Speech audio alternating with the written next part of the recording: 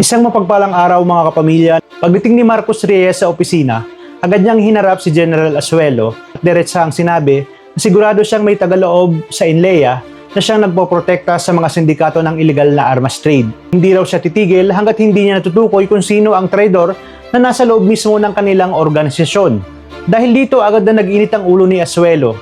Gigil nitong pinwelyuhan si Marcos at tinanong kung bakit paulit-ulit itong pinipilit na may mga traidor sa loob ng INLEA. Kahit wala naman daw itong sapat na ebidensya.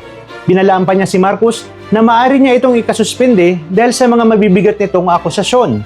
Hindi natinag si Marcos at nanindigan na may malalim na koneksyon ang sindikato sa loob mismo ng kanilang hanay.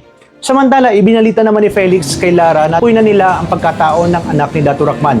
Ipinakita niya ang laraw ni Jalil Abubakar, ngunit wala pa rin silang kaalam-alam na si Jalil at si Major Alan Espina ay isang tao lamang.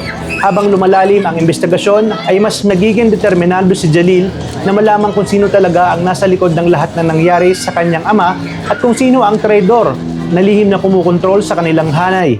Naniniwala rin si Felix na hindi kayang kumilos mag-isa ni Jalil. Sigurado siyang may taong tumutulong dito mula sa loob, kaya palagi itong nakakalusot sa kanilang mga operasyon. Dahil dito, agad na nagtungo si Lara sa CCTV room upang balikan ang mga kuha noong papatakas itong si Dato Raman. Sa footage, makikita ang isang lalaking nakamotor na kasama si Dato Raman habang mabilis silang tumatakas mula sa shipyard.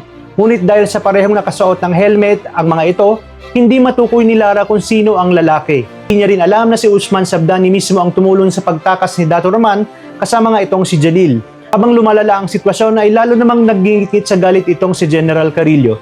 Bukod sa nasabat na ang shipment ng mga armas ng sindikato, nakatakas pang muli si Dato Raman. Para kay Carillo ay malaking dagok ito sa operasyon, kaya nagsimula na niyang pag-initan si Lara kahit itinuring niya itong parang sariling anak noon. Ano pang lumalim ang tensyon nang sabihin ni Felix kay General Carillo na pakiramdam niya ay unti-unti nang lumalambot ang puso ni Lara, baka naaepektahon pa ito sa kanilang plano. Dito ay malamig na sinabi ni General Carillo na hindi siya magdadalawang isip na tuluyang ipatumba si Lara kapag naging sagabal ito sa kanilang plano.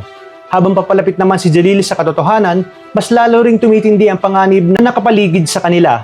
Hanggang kailan kaya maitatago ang tunay na pagkatao ni Jalil bilang si Alan Espina? At sino nga ba talaga ang traidor na nasa likod ng lahat ng kaguluhang ito?